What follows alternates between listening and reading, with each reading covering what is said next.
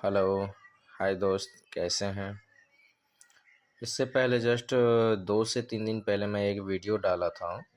पूरा यूट्यूब पर भी मैं चैलेंज किया था, बट उसका कोई रिस्पांस नहीं मिला। इसलिए मैं इसका एक्सप्लेन करके पूरा आंसर के साथ मैं डाल रहा हूँ आज वीडियो। जैसे कि मैंने लिखा था, पढ़ाई जीवन का आधा भाग है। उसको ये 8 बॉक्सेस हैं, उसके अंदर मतलब पूरा वर्ड आना चाहिए। प्रत्येक बॉक्स में एक वर्ड आना चाहिए, जिसमें किसी का रिप्लाई नहीं मिला। तो मैं आज आंसर जस्ट उसका डाल रहा हूँ। जैसे फर्स्ट बॉक्स में प हो गया, सेकंड बॉक्स में ढाई का मतलब 1/1 पूर्णांक 1/2, एंड से थर्ड में जी, एंड फोर्थ में 1, एंड फिफ्थ में का, एंड सिक्स्थ में 1/2 आई मीन आधा का मतलब, एंड भाग का तो मतलब डिवाइड का सिंबल, एंड है तो है।